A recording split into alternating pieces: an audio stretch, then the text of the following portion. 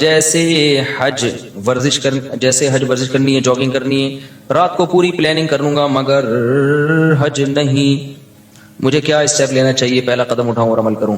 میں نے پورا جمعے کا بیان اس پہ کیا ہے کہ ڈائری پہ لکھنا سیکھو، جو باتیں آپ نے کرنی ہے ایک ڈائری پہ لے آؤ کہ یہ میں نے کرنا ہے، اور پھر ایسے ہی لے آؤ اٹرم پٹرم، یہ نہیں کہ ترتیب سے لکھنا شروع کرو ورنہ لکھا ہی نہیں۔ جو کرنا ہے نا اپنے فیوچر میں، جو آپ کی ضرورت ہے وہ آپ ڈائری میں ڈال دو، یار مجھے یہ بھی کرنا ہے، یہ بھی کرنا ہے، یہ بھی کرنا ہے، یہ بھی اٹرم پٹرم جو کڑپڑ آتا ہے نا لکھ دو اس پہ۔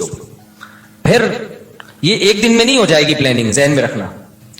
ہو سکتا ہے آدھا گھنٹہ ایک گھنٹہ آپ کو جو آپ کے دماغ میں وہ ڈائری میں لکھنے میں ہی لگ جائے، اور کوئی پلاننگ نہ ہو تو کوئی بات نہیں، کل اس سے آگے سے شروع کر لینا، سمجھ رہے ہو؟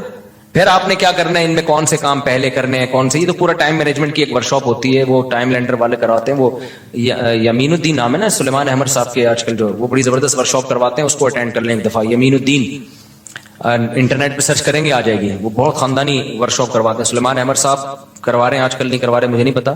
ٹائم لینڈر لکھیں گے نا اس پہ LENDER، تو وہ یوٹیوب پہ ان کے وہ ورکشاپ کرواتے ہیں۔ اس کا خلاصہ یہی ہے کہ آپ ڈائریوں میں چیزیں اتاریں اور دماغ میں نہ رکھیں، پھر آپ کہیں کہ یار ورزش شروع کرنی ہے، کیوں نہیں ہو رہی؟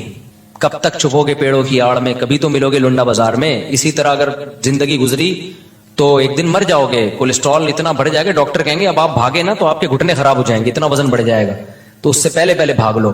تو پھر آپ کہیں کہ یار یہ رکاوٹ کیا بن رہی ہے، اس پہ اس کو لکھیں۔ رکاوٹ یہ بن رہی ہے صبح بہت سستی ہوتی ہے، صبح دل نہیں چاہ رہا ہوتا، تو چلو مغرب کے بعد شروع کر دو۔ صبح جو کام کر سکتے ہو وہ کر لو بھائی، صبح نہیں ہو رہی نا، فائدے مند تو صبح ہی ہے، نہیں ہو رہی تو جب ہو رہی ہے اس ٹائم پہ کر لو یار۔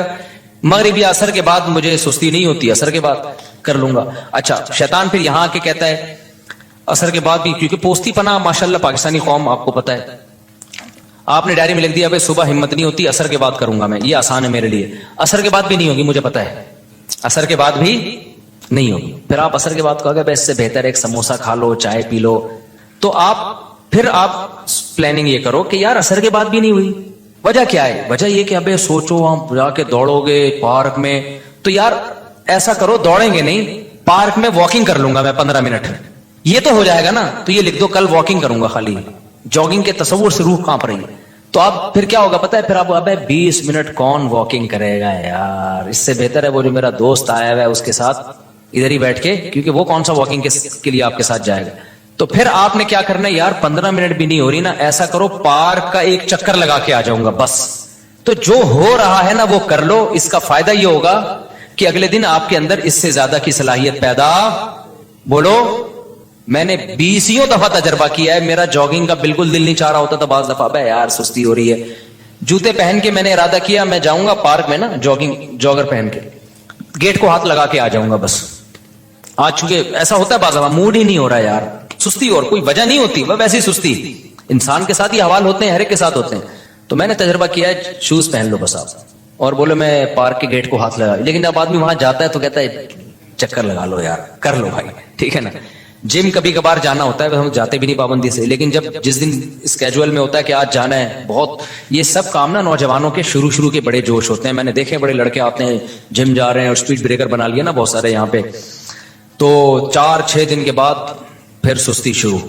اصل میں وہ ٹائم ہوتا ہے کہ اب آپ نے اس کام کو کنٹینیو کرنا ہے یا نہیں کرنا، تو زیادہ کے چکر میں تھوڑا مت چھوڑو، تھوڑا سا کرو گے تو آپ کو وہی موٹیویشن مل جائے گی۔ کئی دفعہ ایسے ہوا ہے میں جم گیا، میں نے کہا بس ایک دفعہ نا وہ یوں پولی کھینچ کے آ جاؤں گا میں، آج ہمت نہیں ہو رہی، لیکن جب آدمی جاتا ہے تو آدمی کہتا ہے یار پراپر پوری ایکسرسائز کرو جو آپ کا معمول ہے۔ تو سستی کا علاج یہ ہے کہ شیطان آپ کو بیوقوف بناتا ہے کہ یہ کام بہت مشکل ہے، آپ شیطان کو ٹوپی کراؤ، آپ بولو میں کون سا پورا کام کر رہا ہوں بھائی، میں تو گیٹ کو ہاتھ لگا کے واپس آ رہا ہوں۔ بچپن میں گھنٹی بجا کے بھاگ جاتے تھے نا، تو پارک کی گیٹ کو ہاتھ لگا کے واپس آ جائیں گے، تو بس اتنا۔ جیسے نماز میں بھی یہی ہے، آپ کا نماز پڑھنے کا دل نہیں چاہ رہا، بہت ٹینشن ہے، حدیث میں یہ نسخہ سکھایا گیا ہے، فجر میں اٹھا نہیں جا رہا آپ سے، تو آپ یہ نہ بولو کہ میں بھی نیند قربان کر کے اٹھوں گا، واش روم جاؤں گا، پھر وضو کروں گا، پھر مسجد جاؤں گا، پھر 2 سنتیں پڑھوں گا، پھر 2 فرض پڑھوں گا، پتہ نہیں امام صاحب کتنی لمبی نماز، ایسے ہمت نہیں ہوگی، جو بے نمازی ان کو ہمت نہیں ہوگی۔ آپ کی رات کو آنکھ کھلی، آپ کو شیطان ٹوپی کرائے گا، ابے اتنا نیک بن گیا تو اس سردی میں تو جائے گا یار، وضو کرے گا، پھر یہ وہ، ابے چھوڑ یار۔ تو شیطان کو آپ ٹوپی کراؤ، آپ شیطان کو بولو میں اس ٹائم پہ بس اٹھ کے بستر پہ بیٹھ جاؤں گا، इससे ज्यादा मैं कुछ भी, मैं एक दफा बैठूंगा 5 मिनट बैठ के दोबारा लेट जाऊंगा। तो जब 5 मिनट बैठ जाओगे फिर शैतान कहता है लेट जाना तूने तो 5 मिनट का बोला था। तो आपने शैतान को टोपी करानी है, आपने शैतान को बोलना है, उर्दू में बात करो शैतान से। शैतान को आपने बोलना है कि यार जब उठ ही गया हूं तो वॉशरूम जाने में क्या जा रहा है, थोड़ा रेस्ट रिलैक्स हो जाऊंगा। आमतौर पर सुबह वक्त थोड़ी बहुत पेशाब की हाजत हर एक को होती है आमतौर पर, नहीं तो यार जा रहा हूं वॉशरूम को नलके का हाथ लगा के आ जाऊंगा। तो आप एक दफा वॉशरूम से फारिग होके आ जाओ। फिर शैतान कहे लेट जाना, तो आप मैं लेट रहा हूं, सिर्फ वुजू करूंगा, वुजू करके लेट जाऊंगा बस, और कुछ नहीं करना मैंने। मैं आपको यकीन से कहूं आप सिर्फ वुजू करो, उसके बाद आप बिल्कुल फ्रेश। बोलोगे यार वुजू भी एकदम, शैतान मायूस होने लगता है। शैतान बोलता है भाई इतनी टोपियां मुझे आज तक किसी ने नहीं कराई है, कहीं और जाके दाल गलाओ, ये बंदा बहुत ढीठ है। तो आप जब वुजू कर लोगे ना फ्रेश हो जाता है आदमी। हदीस में आता है 3 गिरें शैतान लगा देता है, तो वो वुजू के बाद तीसरी गिरा भी खुल जाती है, फ्रेश हो जाता है। फिर आदमी आता है और शुक्र अदा करता है यार कितना अच्छा काम मैंने किया, जिंदगी में पहली दफा मैंने किसी अच्छे काम से दिन की इब्तिदा की है। तो ये खूब याद रखो, कम हिम्मती का इलाज ये है कि काम स्टार्ट कर दो आप।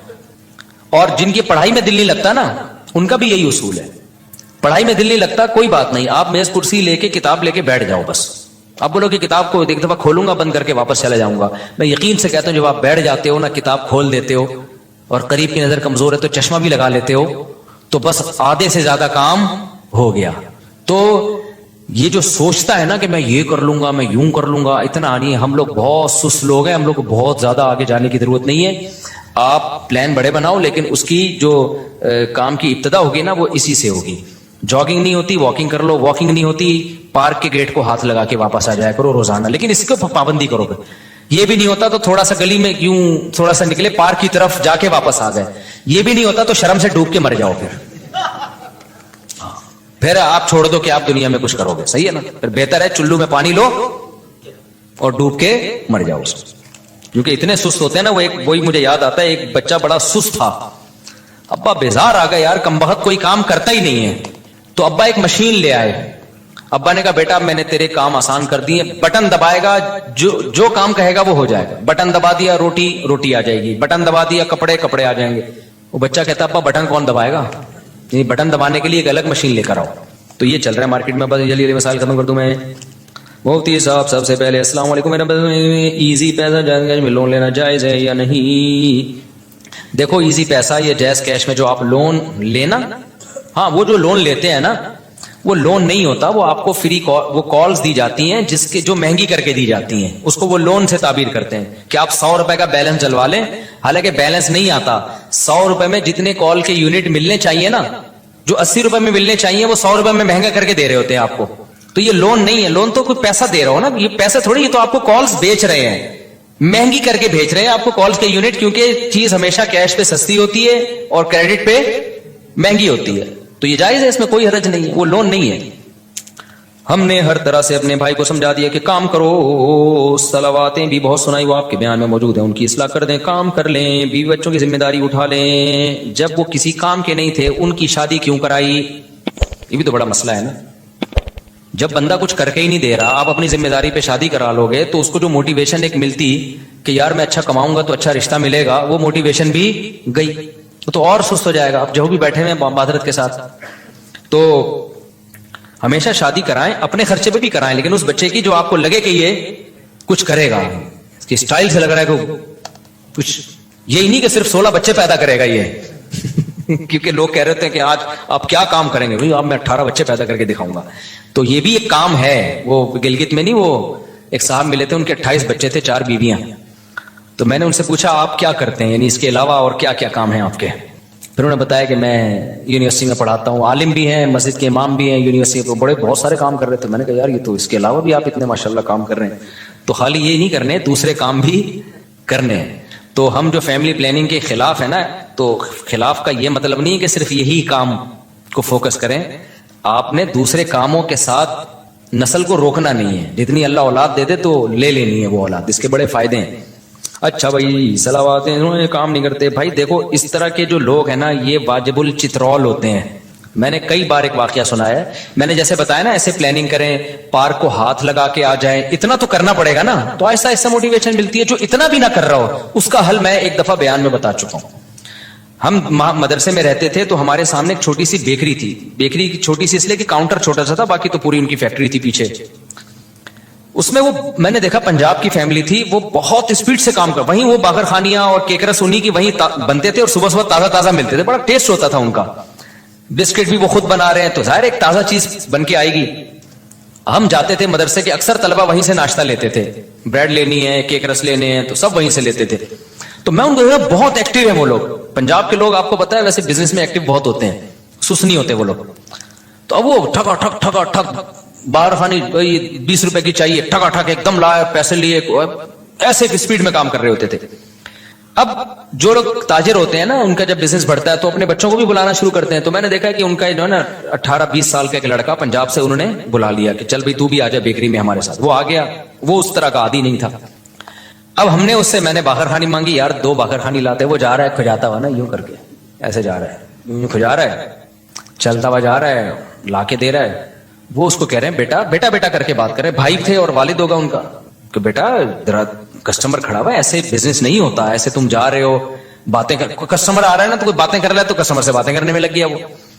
تو وہ میں نے دیکھا پورا ہفتہ تقریباً وہ یہی ڈھیلا پن, اور وہ بار بار اس کو ڈانٹے, یار تو کیا کر رہا ہے بیٹا, ایسے نہیں ہوتا بزنس, بزنس میں بہت ایکٹیو رہنا پڑتا ہے, ٹھگا ٹھگ نمٹاؤ لوگوں کو. بات اس کو سمجھ میں نہیں ہے. ایک دن میں آیا تو میں نے دیکھا وہ بھی اسی اسپیڈ میں ٹھکا ٹھک آ رہا ہے جا رہا ہے, ٹھن ٹھن ایسے نا بالکل.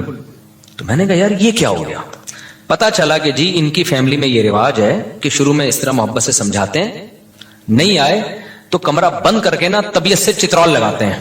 تو غالب گمان قریب یقین ہے پرانا قصہ ہو گیا, مجھے پوری تفصیل یاد نہیں, اس کو بھی طبیعت سے انہوں نے دھویا ہے کہ تجھے 1 ہفتے سے سمجھا رہے ہیں بھائی یہ کاروبار کا طریقہ نہیں ہوتا. رڑتا رڑتا جا رہا ہے, وہاں جا کے پھر باتیں کر رہا ہے, پھر کبھی کسی سے پوچھو, موبائل تو تھا نہیں, کبھی کسی سے باتیں کر رہا ہے. موبائل ہوتا تو پھر تو بزنس تو بالکل ہی ختم, ٹک ٹاک پہ ویڈیوز دیکھ رہا ہوتا بیٹھ کے. تو وہ طبیعت سے ان کا رواج خاندان میں, پنجاب میں ہوتا ہے, ابھی ہوتا ہے, طبیعت سے دھو دیا نا اس کو, اس کے بعد ٹھکا ٹھک ٹھکا ٹھک. تو یہاں کوئی بیٹھے ہوئے ہیں بہت معذرت کے ساتھ, تو جو اس طرح کا سست ہونا, تبھی یہ بڑا بھائی اور باپ بہت بڑی نعمت ہے. یہ جو موٹیویشنل اسپیکر سے جو چیز نہیں, اچھا جی یہ موٹیویشنل اسپیکر جو ہوتے ہیں نا, جو بتا رہے ہیں ایکچولی ہم نے اسٹرگل, ان کی بھی پیٹے ہوتے ہیں بچپن میں, ابا نے پیٹا ہوتا ہے ایک دفعہ طبیعت سے تو ٹھیک ہو گئے تھے. تو وہ پٹنے کا واقعہ نہیں بتا رہے ہوتے, یہ بتاتے ہیں ایکچولی ہمیں بھی یہ اسٹرگل کی ہم نے, قوم سست ہے, اس میں کوئی اسٹرگل والا اس ماحول میں پیدا, میں خود بھی پٹا ہوں صحیح ہے نا, جو میں آج باتیں کر رہا ہوں بیٹھ کے, میں بھی بڑا سست تھا, کام ہی نہیں ہوتے تھے, سستی, اسکول نہیں آ رہے, ابا لاتے تھے پائپ پکڑ کے کوڑ دیتے تھے, تو 1 ہفتے کا الحمدللہ انرجی پیدا ہو جاتی تھی, 1 ہفتے تک ہم بالکل فٹ فاٹ. پھر آہستہ آہستہ ڈھیلا پن آ رہا تھا, پھر ابا ایک دم چترول لگا دیا کرتے تھے, کبھی بھائی لگا دیتے تھے. مجھ سے تو ٹی کی ڈنڈی نہیں لکھی جاتی تھی اوپر. میں نے ایک واقعہ سنایا نا, میں انگلش میں ایک ورڈ لکھ رہا ہوں تو اتنی سستی سے لکھتا تھا. سستی اصل میں بائی نیچر سستی نہیں تھی, مجھے کھیل کود کا دل چاہتا تھا, پڑھائی میں سستی تھی, میرا دل چاہتا تھا ادھر بھاگنے دوڑنے میں ہم لگے. تو میں نے ٹی لکھا ہے سستی میں, اوپر کا نا وہ ڈنڈی نہیں ڈالی, یہ والی, خالی یہ والی ڈنڈی ڈالی. تو ایسے میں لکھ رہا ہوں اور اوپر سے ڈنڈیاں چھوڑ رہا ہوں. تو مجھے یاد ہے ایک زوردار چماٹا آیا نا, غیبی چماٹا آیا, ایک دم میں ہل گیا. تو میرے بڑے بھائی نے لگایا تھا تھپڑ, انہوں نے بولا یار تم اتنا کیا لکھو, تمیز سے تو لکھو, ٹی کی ڈنڈی تو ڈالو. اس کے بعد سے آج تک اس واقعے کو, میرا خیال ہے یہ 80s کا واقعہ, میں بہت چھوٹا تھا اس وقت, 87 یا 88 کی بات ہوگی, 88 بہت ونس اپون اے ٹائم, اتنا پرانا تو میں لگ بھی نہیں رہوں گا آپ کو. تو 88 کی بات ہوگی. اس کے بعد سے آج تک سب کچھ بھول سکتا ہوں. جب میں ٹی میرے بھائی بھی یہ واقعہ بھول گئے ہوں گے, جب بھی میں ٹی لکھتا ہوں نا, اوپر کی ڈنڈی آج تک میں نے کبھی نہیں چھوڑی. ہو سکتا ہے کوئی لفظ لکھ رہا ہوں, اسپیلنگ غلط لکھ دوں, میں 2-3 الفابیٹ ہی چھوڑ دوں, لیکن جہاں ٹی آئے گا تو پورا آئے گا, اس کے اوپر کی ڈنڈی کبھی بھی. تو کچھ چیزیں ہوتی ہیں جو گھر میں بہت سست ہونا, ہل کے نہیں دے رہا ہو. آپ نے موٹیویشنل اسپیکر بھی سنا دی, اس کو سب کی تقریریں سنا دی, ہماری تقریر پھر بھی تو بہترین ہے. ایک دفعہ اس کو طبیعت سے دھو ڈالو, انشاءاللہ سیٹ ہو جائے گا. لیکن آج کل بچے بدتمیز اتنے ہو گئے ہیں, بڑا بھائی ڈانٹ دے تو وہ آگے سے جواب دے دیتے ہیں, باپ ڈانٹ دے تو آگے سے جواب دے دیتے ہیں. تو اس بدتمیزی والے ماحول میں تو پھر تربیت نہیں ہو سکتی بھائی. تو اس لیے کہتے ہیں پہلے بچوں کو تمیز سکھاؤ, بعد میں باقی چیزیں سکھاؤ. ہر طرح بھائی کو سمجھایا, وہ بھائی بیچارہ اللہ خیر کرے. آپ نے پچھلے جمعے میں کہا تھا میں پہلے خود کو اسٹیبل کرنے کا ہدف بناؤ, پھر بعد میں ماں باپ کو حج کروانا. اگر ایسا کریں گے تو اس سال حج کا سیزن چلا جائے گا, تو چلا جائے بھائی. ایک صاحب نے مجھ سے پوچھا کہ میرے پاس پیسے نہیں ہیں, تو میں ہدف ایک ویژن بنا رہا ہوں کہ ماں باپ کو حج کراؤں. ان کو میں نے کہا تھا آپ غلط چیز کو ویژن بنا رہے ہو. आप विजन बनाओ कि मैं पहले स्टेबल हो जाऊं, मैं पैसा कमा लूं, तो उसके तरीके, जब पैसा आएगा तो फिर आपने देखना है कि अब आने के बाद क्या क्या करना है। अब क्योंकि अगर आपने हज को विजन बनाया और आपके पास पैसा आया और आपने हज में खर्च कर दिया, तो हो सकता है उससे ज्यादा जरूरी चीजें रह जाएं। कल आप लोगों के सामने भीख मांग रहे हो, हज तो हाजी तो हो गए आप, तो पहले तो एक स्टेबल तो हो जाओ ना। गरीब आदमी पे हज थोड़ी फर्ज है, गरीब आदमी प्लानिंग कर रहा हो हज की, तो प्लानिंग में पहले ये देखना है कि अल अहम फल अहम, हज है हर एक पे फर्ज। अगर हर एक पे फर्ज होता ना फिर आप बनाते, या जिन पे फर्ज हो गया वो तो जरूर प्लानिंग करें हज की, लेकिन जिन पे हज फर्ज ही नहीं है। हमारे एक जानने वाले हैं, गरीब आदमी, मुझे पता है, बेचारे की थोड़ी सी तनख्वाह है और अभी उसकी उम्र है आगे तरक्की करने की। उसने इतने साल पैसे जमा करके ना उम्रे के पैसे जमा किए, बहुत अच्छा जज्बा था उसका। मैंने कहा देखो आप अभी एक गरीब आदमी हो और आपकी अभी शादी होगी, आपके आगे औलाद होगी, इतनी मुश्किल से आपने पैसा जमा किया। उम्रा करना यकीनन बहुत बड़ी इबादत है, लेकिन जितनी गुंजाइश है उस हिसाब से आप प्लानिंग करो ना। आप तहज्जुद में कुछ फोकस कर लो, आप कुछ सदका खैरात कर लो। उम्रा तो मालदार लोगों का काम है, तो आपकी, मुझे पता था उस बेचारे की महदूद आमदन है। मैंने कहा आपको अल्लाह नियत हो गई ना, सवाब दे देगा, ये पैसे किसी कारोबार में लगा दो फिलहाल। आप जब पैसा आएंगे तो हज भी होते रहेंगे, उम्रे भी होते रहेंगे इंशाल्लाह। और जो है वो सैरोजा लगा लो तबलीग में, ताकि दीन पे कायम रहने की तौफीक मिले। तो उम्रा करने से मैं नहीं रोक रहा आपको, लेकिन मैं रोक रहा हूं ऐसी चीज से। देखो इसकी मिसाल ऐसे, जैसे नबी की खिदमत में एक साहबी आए सारा माल लेके कि सारा सदका है, आपने मना किया कि सारा सदका मत करो। अब इश्काल हुआ लोगों को, अबू बकर का तो सारा माल कबूल कर लिया। भाई अबू बकर का जो तवक्कुल है वो लेवल और है, और हर एक का लेवल तवक्कुल का अबू बकर जैसा नहीं होता। तो हमारे नबी ने साहबा को सारा माल सदका करने का हुक्म नहीं दिया, फरमाया अपने घर वालों के लिए रखो, कल मसाइल आ सकते हैं, लोगों के सामने हाथ फैलाने पड़ेंगे। तो अब आपकी अर्निंग बहुत थोड़ी सी थी, आपने इतने पैसे जमा करके उम्रे पे खर्च कर लिए सारे, उसके बाद कल आपके पास हालात ऐसे आ गए, आप लोगों से भीख मांगते फिर रहे हो, तो उम्रा फर्ज तो नहीं है ना। तो इसलिए मैंने उनको मना किया। अब कोई हो सकता है कोई मेरी वो बात को सुन के बोले यार मुफ्ती साहब उम्रे से रोक रहे हैं लोगों को। उम्रे से नहीं रोक रहे, हमें पता है इस बेचारे की अभी कम उम्री है, ये जज्बा इसका अच्छा है, लेकिन इसमें वो फिकी बसीरत नहीं है। कल इसके हालात, कल माँ बाप इतने ताने देते हैं, आज आपके पास पैसे नहीं है तो माँ बाप की आंखों का तारा भी वही है, तहज्जुद में दुआएं भी उस बच्चे के लिए होंगी जो पैसे कमा के ला रहा हो। तो फर्ज होता ना, फिर तो करना ही करना है। जब फर्ज नहीं है तो नवाफिल पे वो पैसा खर्च करे जिसके पास इजाफी पैसा हो, फिर वो करे। फिर आप हज जब फर्ज हो जाए तो हज तो करना ही करना है। तो जिनके पास कुछ माली गुंजाइश है वो तो हज की प्लानिंग करें। जो खाने को मसाइल चल रहे हैं, गुर्बत महंगाई है, तो फिर हज की प्लानिंग के बजाय आप पैसा कमाने की प्लानिंग कर लो। एक वाकया सुना के ये बात खत्म करता हूं। मुझे याद है हमारे एक दोस्त थे, उनका बीवी से बड़ा झगड़ा चल रहा था। वो मेरे उस्ताद के पास आए, उन्होंने कहा मैं चाहता हूं अपनी बेगम को हज करा दूं ताकि बेगम का मुझ पर, मेरा और बेगम पर एक एहसान हो जाएगा, तो हो सकता है ताल्लुकात अच्छे हो जाएं। उन्होंने कहा भाई अगर ताल्लुकात अच्छे कराने के लिए बेगम को हज करा रहे हो ना, तो हज के बजाय प्रॉपर्टी लेके बेगम को गिफ्ट कर दो, उससे बहुत अच्छे ताल्लुकात हो जाएंगे। इतनी नेक बेगमात आजकल मार्केट में शॉर्ट चल रही हैं ठीक है ना, कि हज करने से वो ज्यादा खुश किससे होगी कि मुझे प्रॉपर्टी मिल गई। हाँ, इतनी महंगी प्रॉपर्टी के बेगम के पास जाने का, बेगम पे हज फर्ज हो जाए तो वो तो फिर एक अलग बात है ना, फिर तो वो बेगम को वाजिब हो जाएगा कि बेच के हज करे वो, यानी उससे थोड़ी सस्ती हो। तो मैं बैठा था, मैंने कहा इसका हज का अच्छा विजन था, लेकिन कितने बड़े बुजुर्ग उसको रोक किससे रहेंगे, तुम्हारा मकसद क्या है, ताल्लुकात अच्छे कराना ना। तो बेगम को हज करा के आजकल इतने अच्छे वो होते हैं, लेकिन बहुत नेक बेगमें होनी चाहिए उसके लिए। वरना आजकल बेगम कहती है हमें गोल्ड बना के दे दो, हमें कोई प्रॉपर्टी लेके दे दो, तो ताल्लुकात अच्छे इससे होंगे। और जब एकदम अच्छे ताल्लुकात हो जाएंगे ना, फिर हज पे जाओगे तो वहां भी आपके साथ अच्छा गुजारा होगा। अभी फड्डे वैसे ही चल रहे हैं, हज पे ले गया ना तो ये ताल्लुकात, हज पे तो ताल्लुकात इतनी टेंशन होती है और ताल्लुकात खराब होने का खतरा होता है। अरफात के मैदान में और मुज़दलिफा में बड़े मसाइल होते हैं, पैदल चलना पड़ता है। तो मुझे उनकी फिकी बसीरत पे बड़ा रश्क आया कि यार जाहिर परस्त आदमी तो कहेगा हज से रोक रहे हैं, लेकिन अक्लमंद कहेगा भाई ये एक ऐसे काम से रोक रहे हैं जिससे मियां बीवी के ताल्लुकात अच्छे होने के बजाय खराब होने का। हाँ, जिनके पास बहुत ज्यादा, उसके पास महदूद आमदन थी, ज्यादा पैसा नहीं था, लेकिन जिनके पास ज्यादा पैसा है वो जरूर बीवी को हज कराए, उससे ताल्लुकात अच्छे ही होंगे, क्योंकि उनके घर में मसाइल गुर्बत महंगाई के चल रहे हैं, टाइम पे राशन नहीं आ रहा और बातें हो रही है बेगम को हज कराने की। तो वो आलिम को पता था इनके घर में माली वसाइल ज्यादा नहीं है इनके पास, तो अब वो पैसा जमा करके हज करा के ताल्लुकात अच्छे कराना चाह रहे हैं। तो जाहिर है वो तो जब दोबारा हज के बाद आएंगे, जब टमाटर के पैसे नहीं होंगे तो सारे तो आपने हज पे लगा दिए, भिंडी के पैसे नहीं होंगे तो और लड़ाइयां होंगी। बेगम कहेगी हज गया एक तरफ, भाई मुझे खिला भाई तू।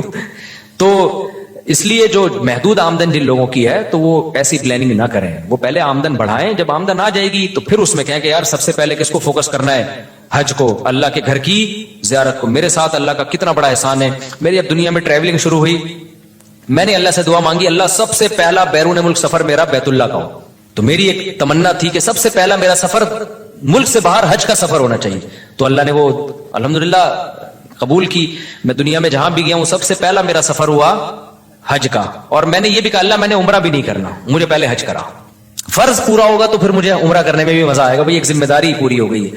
تو اللہ نے کہا میرے پر احسان ہوا کہ میرا پہلا سفر جو ملک سے باہر ہوا, وہ ایک اور سفر بھی ہوا تھا, وہ زیادہ ڈیٹیل میں نہیں جاؤں گا میں اس کی, تو جو آفیشلی جو سفر ہوتا ہے نا وہ ہوا میرا, وہ حج کا سفر ہوا. تو میں نے کہا اب دنیا میں جاؤں, پہلی دفعہ آدمی جائے گا ہاں بھائی ملک سے باہر نکلے تو اللہ کے گھر کی زیارت کے لیے. تو میں لوگوں سے بھی کہتا ہوں جب آپ کے پاس وسائل ہیں تو بھائی سب سے اول درجے پہ حج کو رکھو, وسائل نہیں ہیں تو پھر حج کی پلاننگ بناتے بناتے جو بہت سارے اور بھی ضروری کام ہیں وہ آپ کے رہ جائیں گے.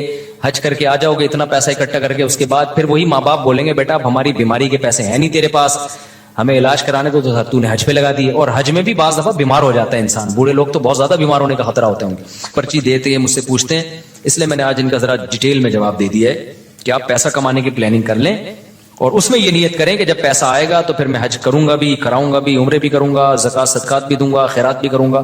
آنے دیں, آنے سے پہلے دکان پکوڑوں کی اور باتیں کروڑوں کی. اچھی نہیں لگتی ہیں باتیں, آئندہ یہ پرچی میرے پاس نہیں آنی چاہیے ورنہ میں تجھے حج کرا دوں گا, بتا رہا ہوں, 1 سال سے پرچی آ رہی ہے میرے پاس.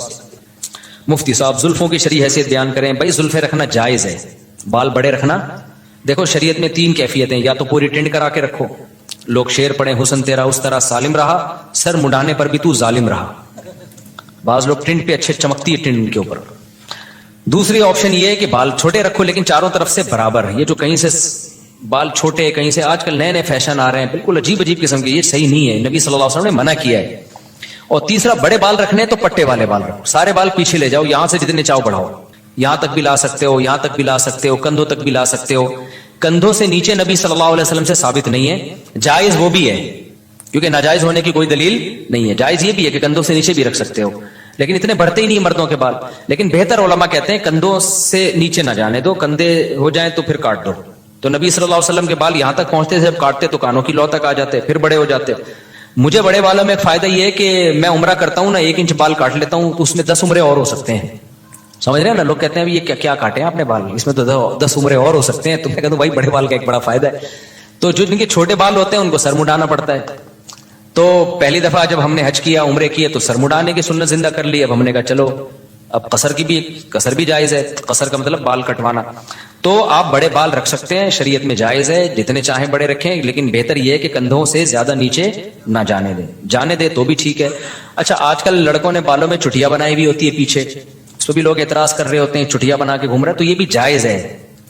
فقہاء نے صدیوں پہلے مسئلہ لکھا ہے کہ عورت اگر چٹیا بنا کے غسل کرے گی تو غسل ہو جائے گا, چٹیا کھولنے کی ضرورت نہیں ہے. کسی مرد کے بڑے بال ہوں اور اس نے بالوں کو جوڑا بنایا ہوا ہو تو وہ اگر فرض غسل کرے گا تو اس کو وہ جوڑے کو کھولنا پڑے گا. تو بنانا جائز تھا تبھی تو علماء نے لکھا نا. تو اگر آپ کے بڑے بال ہو گئے ہیں, میرے تو اب رہے نہیں بال, 4 شادیوں کی وجہ سے نا تھوڑے سے رہ گئے. اس عمر میں یہ بھی غنیمت ہے. میرے تو جب آپ اگر 10 سال پہلے بال دیکھ لیتے بہت ہی گھنے بال اور یہاں تک پہنچے ہوئے تھے.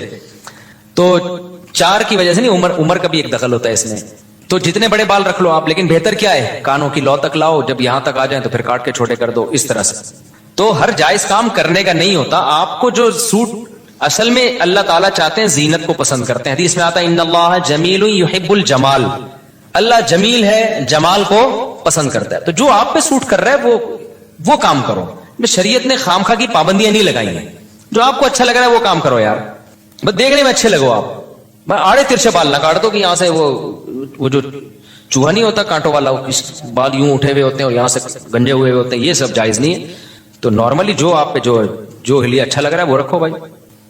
اچھا بھائی مفتی صاحب اگر کیا کہتے ہیں اسلام قبول کرنے سے پہلے ہاتھ یا جسم پر کیا بنایا ہوا ہے, ٹیٹو بنایا ہوا ہو تو اسلام اچھا قبول کرنے کے بعد اس کو کیا مٹانا لازمی ہوتا ہے؟ جی لازمی ہوتا ہے اگر ممکن ہو. اگر ممکن نہیں ہے تو پھر چھوڑ دو. یہ ٹیٹو بنوانا حرام ہے, ناجائز ہے. نبی صلی اللہ علیہ وسلم کی صحیح حدیث موجود ہے, آپ نے لعنت فرمائی ہے جسم گندوانے پر. لیکن اب کر لیا آپ نے کام تو توبہ کر لو, اب توبہ کر لو, اب ہٹوا سکتے ہو تو ہٹا دو, نہیں تو چھوڑ دو اس کو, بس اب جو کام ہونا تھا ہو گیا, ریورس نہیں ہو سکتا وہ. میں نے سنا ہے کہ جہاں فرض ادا کریں وہاں سنت نہیں ہو جاتی ہے. بھائی جہاں چاہو سنت پڑھ لو, بہتر ہے اس جگہ سے تھوڑا سا ہٹ جاؤ. کیا نکاح کے بعد جتنے دن رخصتی میں تاخیر ہو تو کیا ہر دن گناہ ملتا ہے؟ نہیں ملتا بھائی, آپ کی بیوی ہے.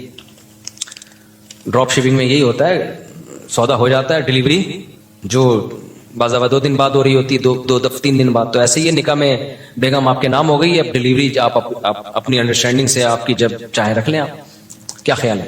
وہ آپ کے پراٹھوں پہ ڈیپینڈ کرتا ہے کہ آپ ڈیلی کتنے انڈے پراٹھے ہضم کرتے ہیں. تو جو جتنے زیادہ ہضم کرتے ہیں وہ چاہتے ہیں جلد سے جلد ڈلیوری ہو, اور جو دھنیے پودینے پہ چل رہے ہیں وہ کہتے ہیں نہ ہی ہو تو بہتر ہے. 2 سال 3 سال پتہ نہیں بیٹھتے کیسے ہیں یہ لوگ. میں تو حیران ہوں یار, اللہ نے بیوی کو اتنا اٹریکٹیو بنایا ہے مرد کے لیے, عورت کو, کہ کیسے 1 سال رخصتیوں میں تاخیر کرتے ہیں لیکن ہماری سمجھ سے بالاتر ہے بھائی. تو آدمی کا جب ظاہر ایک جگہ نکاح ہو گیا, اس کی بیوی بن گئی, وہ تو اگر مرد کا بچہ ہوگا تو ہر وقت کھوپڑی کہاں جائے گی؟ ادھر ہی گھومے گی یار. میری بیگم ہے, حلال ہے میرے لیے. تو اب یہ لوگوں کے دلوں کے حالات تو اللہ ہی جانتا ہے. تو ہم نے معیار متعین کرنا ہے بھائی قرآن و سنت سے, اللہ سے. اللہ تو قرآن و سنت ہی کے ذریعے بتائے گا نا.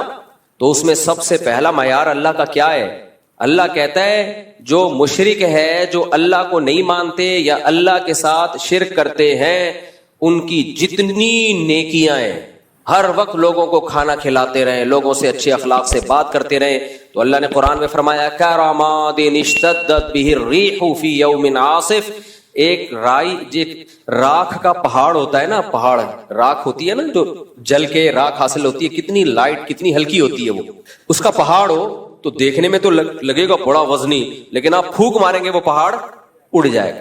تو اللہ نے کہا کہ تم چونکہ اپنے اینگل سے دیکھ رہے ہو چیزوں کو, اس لیے تمہیں جو مشرک اور کافر لوگ ہیں ان کے عمل دیکھنے میں بہت اچھے لگیں گے. انہوں نے اسپتال بنا دیے, انہوں نے انسانیت کی ایسی خدمت کی, لیکن وہ وزن میں میرے نزدیک بہت ہلکے ہیں. قیامت کے دن جب ان کو ترازو میں رکھا جائے گا, ان کا ایک پھونک ماریں گے اور وہ اڑ جائیں گے.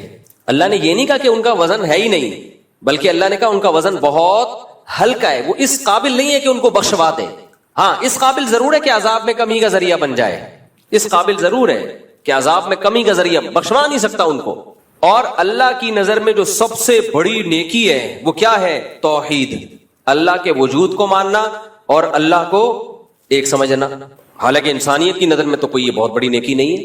اب یہاں ایک سوال پیدا ہوتا ہے کہ اللہ نے یہ اینگل رکھا ہوا کیوں ہے, اللہ تعالیٰ اس اینگل سے دیکھتا کیوں ہے؟ یعنی یہ کیا بات ہے کہ آپ اگر مشرک ہیں, اللہ کے ساتھ شرک کرتے ہیں, یا اللہ کے وجود, جیسے ملحد اور ایتھیسٹ لوگ خدا کو مانتے ہی نہیں ہیں, وہ کہتے ہیں ہے ہی نہیں ہے, سب آٹومیٹیکلی خود بخود سب کچھ چلا رہا ہے. سوال یہ پیدا ہوتا ہے کہ پھر ایسا وجہ کیا ہے؟ اللہ نے اتنا مضبوط موقف کیوں رکھا ہوا ہے, جس کو میں اپنی زبان میں موقف کہہ رہا ہوں. اللہ کی طرف موقف کا لفظ کی نسبت نہیں کی جاتی, لیکن آسان لفظوں میں سمجھانے کے لیے کہ ایسا کیوں اللہ نے یہ نظریہ ہے کہ بھئی یہ اگر تم کفر کرتے ہو, اللہ کے ساتھ شرک کرتے ہو, تو کوئی حیثیت تمہارے کسی عمل کی اللہ کی نظر میں نہیں ہے. کیوں؟ دیکھیں اس کی وہی وجہ ہے کہ اللہ کہتا ہے, ہم جب کہتے ہیں نا یہ انسانوں کی خدمت کرتا ہے, بہت اچھا ہے, تو اللہ کہتے ہیں سب سے پہلے جس نے تم پر احسانات کیے, جس نے تمہیں پیدا کیا, اس کو تم بھول گئے. میں گھر کی ایک مثال دیتا ہوں, ابا اماں کی. آپ کی پیدائش کا سبب آپ کے والدین بنے, ماں نے آپ کو جنا, دودھ پلایا, پالا پوسا, آپ کے ابا نے آپ کی تعلیم پہ خرچ کیا, آپ کو گھر دیا. ایک طویل عرصے تک آپ ماں باپ کے احسان میں پلے رہے, پل پل پل آپ ماں باپ کے محتاج تھے. جب آپ اپنے پاؤں پہ کھڑے ہو گئے, اب آپ غریبوں کو کھانا کھلا رہے ہو, مسکینوں کو کھانا کھلا رہے ہو, لوگوں کے ساتھ تھینک یو ہنس کھیل کے بات کر رہے ہو. ابا کو لفٹ کرانے کے لیے تیار ہوئی. دنیا تو کہے گی آپ بہت اچھے ہو, لیکن کوئی عقل مند ہوگا نا جو صحیح اینگل سے دیکھتا ہوگا, وہ کہے گا اس کا کیا فائدہ, جو اپنے تھے ان کو آپ بھول گئے, اور جو غیر تھے ان کو آپ نے اپنا بنا لیا. بلکہ اور تانے ملیں گے آپ کو. تو اللہ کہتا ہے نحن اقرب الیہ من حبل الورید هو اعلم بکم اذ انتم اجنۃ فی بطون امہاتکم. وہ تمہیں اس وقت سے جانتا ہے جب تم ماں کے پیٹ میں چھپے ہوئے تھے. اس وقت تمہاری ماں تمہیں نہیں جانتی تھی, اس وقت سے جانتا ہے. اسی نے پانی کے اندر ایسے سافٹ ویئر انسٹال کیے ہیں کہ ماں کے رحم میں جانے کے بعد اس میں آنکھ, ناک, کان, دل, دماغ, جگر بنتے ہیں. یہ ساری نعمتیں تمہیں اس نے دی ہیں. پھر جب تمہیں دنیا میں لایا تمہاری ماں کی چھاتی میں اس نے دودھ کے چشمے جاری کر دیے. پھر ماں کو جو ممتا دی, بے پناہ محبت دی, یہ بھی آٹومیٹیکلی نہیں ہے. خدا کا انکار کرنے والے ہر چیز فطرت پہ ڈال دیتے ہیں کہ نیچر نے یہ سکھایا ہے. بھائی یہ نیچر تو اندھی بہری گونگی ہے, وہ کیا سکھائے گی کسی کو؟ اس کے ہاتھ ہیں, اس کے پاؤں ہیں, اس کی ٹانگیں ہیں, اس کے پاس اسپیکنگ پاور ہے جو وہ سمجھائے گی. اللہ نے دیکھو اپنے وجود کو ثابت کرنے کے لیے نا کیسی کیسی مثالیں دی ہیں. ہم یہ کہتے ہیں نا ماں کی محبت نیچرل ہے, تو سانپ میں کیوں نہیں ہے؟ سانپ کی مادہ انڈے جنتی ہے, انڈے دیتی ہے, اور جیسے ہی بچے نکلتے ہیں کھانا, بچے سب سے پہلے ماں سے دور بھاگتے ہیں سانپ کی مادہ کے. نہیں آئی میرا خیال ہے بات. اگر یہ نیچرل ہوتا تو سانپ کی جو بچے جب وہ جنتی ہے تو اس کی ممتا کہاں چلی جاتی ہے اس وقت؟ آپ کہہ سکتے ہو تو زہریلا جانور ہے سانپ, تو اس کی نیچر ہی یہی ہے کہ وہ محبت ہی نہ کرے کسی سے. مچھلیوں کو دیکھ لو آپ, میں نے تو ایکویریم میں مچھلیاں بہت پالی ہیں. مچھلیاں تو زہریلی نہیں ہوتی, کتنی پولائٹ سی مخلوق ہے مچھلی. فش آرام سے یوں یوں تیر رہی ہوگی. مچھلیاں جب انڈے دیتی ہیں پہلے تو انڈے کھا جاتی ہیں. وہ انڈے جو بچتے ہیں اس سے چھوٹی چھوٹی مچھلیاں نکلتی ہیں, پھر ان کو بھی کھاتی ہیں. وہ ماں خود اپنے بچوں کو کھاتی ہے. جو بچہ بچ نکلنے میں کامیاب وہ جی لیتا ہے, ورنہ اکثر بچے ماں بولو کھا جاتے ہیں. اور بھی مخلوق ہے ایسی, کچھ جانور ایسے ہیں جن میں ماں بچہ جن کے کھا جاتی ہے, اور کچھ جانور ایسے ہیں جن میں ماں کی بچے سے محبت ہوتی ہے, اور کچھ ایسے بہت زیادہ ہوتی ہے, اور کچھ ایسے اتنی زیادہ ماں بچے سے محبت کرتی ہے کہ اپنی جان دے دیتی ہے, بچے کو بچا لیتی ہے. تو اس سے پتہ چلتا ہے بھائی یہ خود بخود نہیں ہے, یہ ایک مینجمنٹ ہے. فطرت نے ہر ماں میں اس کی جو ہے نا ایک خاص طریقے سے محبت کے سافٹ ویئر انسٹال کیے ہوئے ہیں. کسی میں محبت زیادہ ڈال دی ہے, کسی میں کم ڈال دی ہے, کسی میں بالکل بھی نہیں ڈالی, اور کسی میں نفرت ڈال دی ہے, اور کسی میں بہت زیادہ نفرت ڈال دی ہے. تو یہ ماں کی محبت کو ہم نیچرل کہتے ہیں, یہ اپنی زبان میں کہتے ہیں, ورنہ نیچرل اصل میں اس دنیا میں کچھ بھی نہیں ہے, سب خدا کا پیدا کردہ ہے. اب جب آپ دیکھتے ہو نا کہ کون سے جانور ہیں جن کے ماں کے دل میں, اچھا کچھ جانور ایسے ہیں کہ ماں تو محبت کرتی ہے, باپ نہیں محبت کرتا بچوں سے. جیسے اکثر جانوروں میں باپ کے دل میں کوئی محبت ہوتی ہے بچوں سے.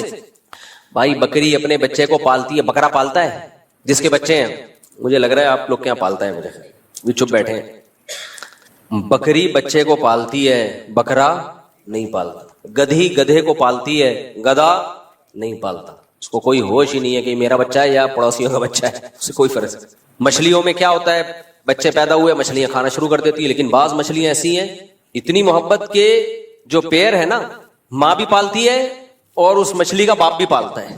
تو اگر یہ خود بخود ہو رہا ہوتا ہے نا تو اس میں اتنی خوبصورت مینجمنٹ نہ ہوتی. اب سائنسدانوں نے جب غور کیا نا کہ کون سی جانور ایسا ہے جس کی ماں میں محبت بہت زیادہ ہے, کسی میں کم ہے, کسی میں ماں اور باپ دونوں میں ہے, اور کسی میں بالکل بھی نہیں ہے, تو دیکھا کہ جن جانوروں کا گروتھ ریشو بہت کم ہے اور وہ بہت کم ہے, ان میں ماں کی ممتا بہت زیادہ. اور کچھ جانور ایسے جن کا گروتھ ریشو بھی کم ہے اور ان میں بچوں کے مرنے کے چانسز انوائرمنٹ اور ماحول کی وجہ سے بہت زیادہ ہیں, تو ان میں ماں کی اور باپ کی ممتا زیادہ نہیں بلکہ بہت سے بھی زیادہ ہے.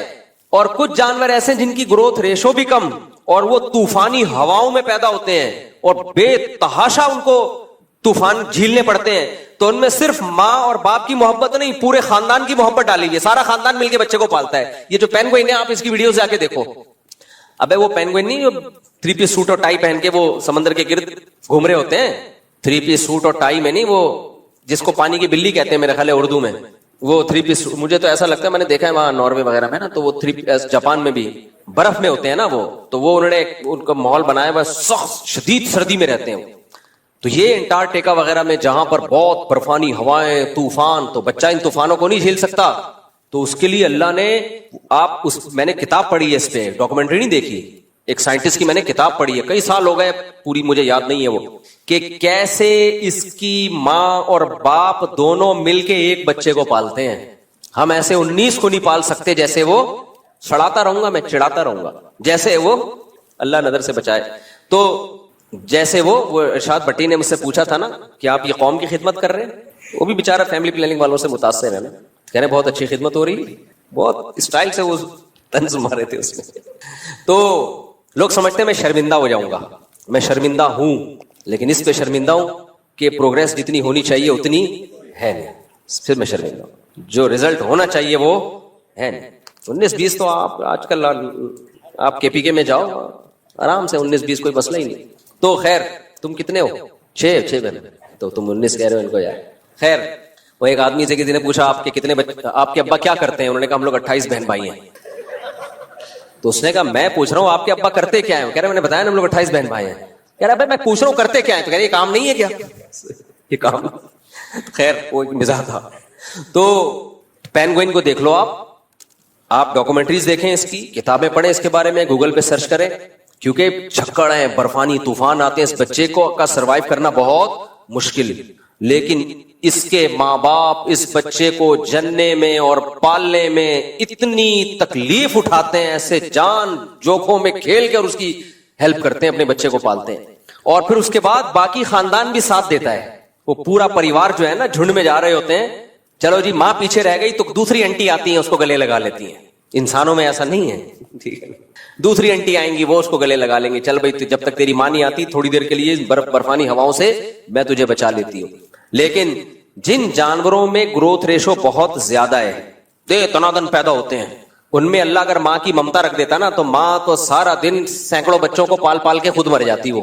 اور اتنے ان کے گروتھ ریشو ہوتا کہ وہی نسل ہوتی، باقی دنیا میں سب ختم ہو چکے ہوتے. سانپ کی مادہ ہزاروں انڈے دیتی ہے، اب وہ ہزاروں میں اگر 500 بھی بچ جاتے تو سانپ ہی سانپ ہوتے دنیا میں.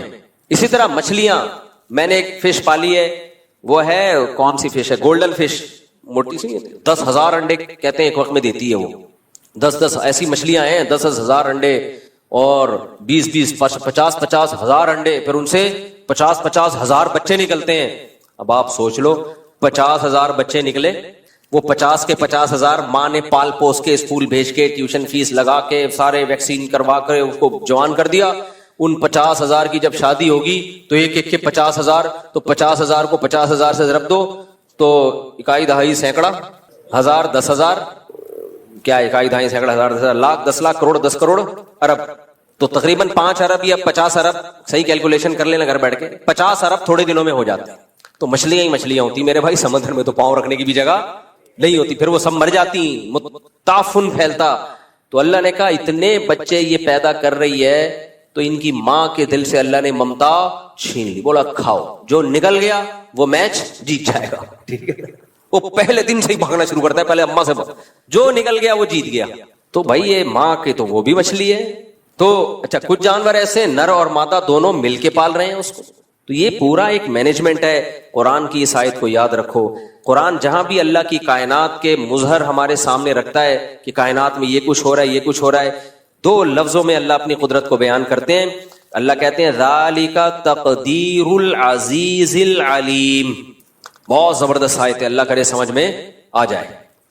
جو اللہ کا انکار کرنے والے لوگ ہیں نا، اللہ ان کو نہیں چھوڑے گا. اللہ کہتے ہیں تم کتنے نیک ہو، کتنے نیٹ کلین، تھینک یو، اور ہر وقت اچھی اچھی باتیں کرتے ہو، غریبوں کو کھانا کھلاتے ہو، ہسپتال بنا دیے، یتیم خانے بنا دیے، اور بہت ہی nice person, nice to meet you.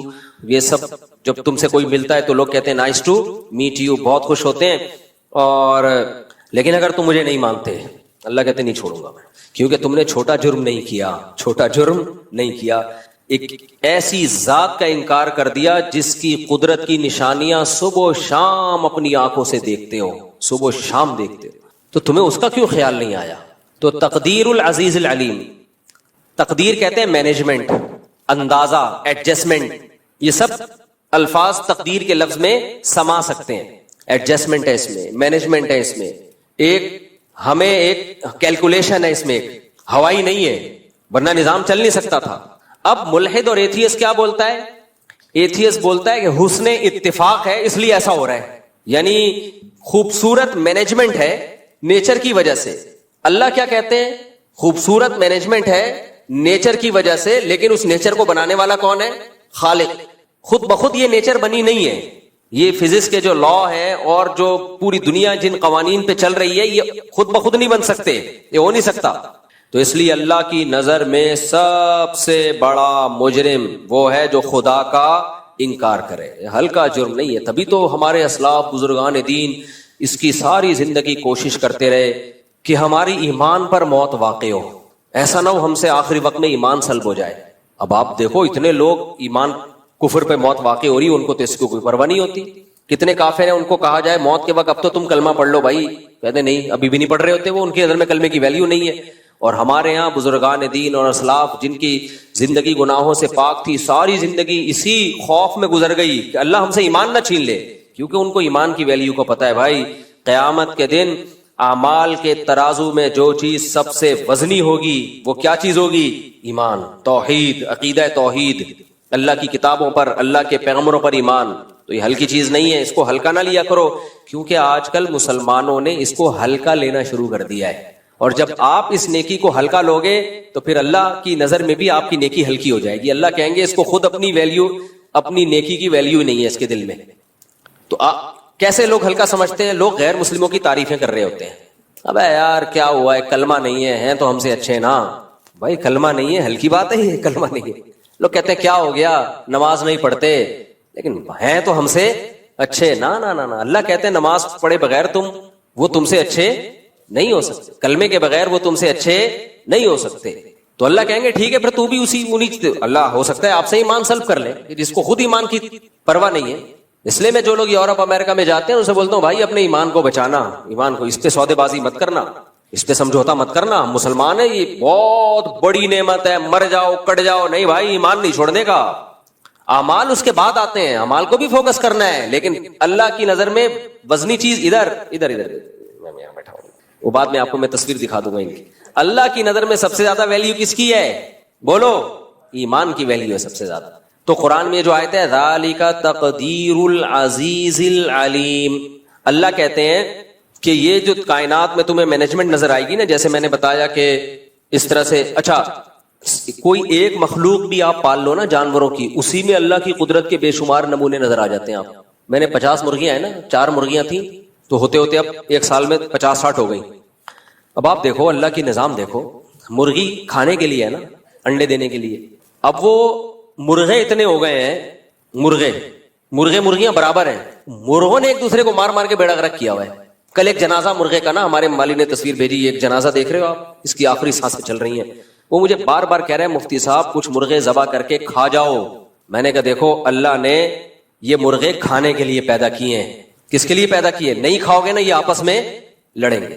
نسل کے لیے چند مرغے ہی ہوں گے، مرغیاں زیادہ رکھو مرغے کم رکھو، یہ اللہ نے بتا دیا ہمیں کہ نسل کے لیے چند مرغے ہوں گے، باقی کس کے لیے؟ کھانے کے لیے. نہیں کھاؤ گے تو یہ آپس میں لڑ کے ایک دوسرے کو مار دیں گے. تو کل سے پھر میں نے کاٹنا شروع کیا ہے. آج اگر بٹیر کی دعوت نہ ہوتی تو آج میں نے دیسی مرغا کھانا تھا. تو حقیقت یہ آپ کی بصیرت کی آنکھیں کھلی ہونا تو ایک ایک چیز میں آپ کو اللہ کی قدرت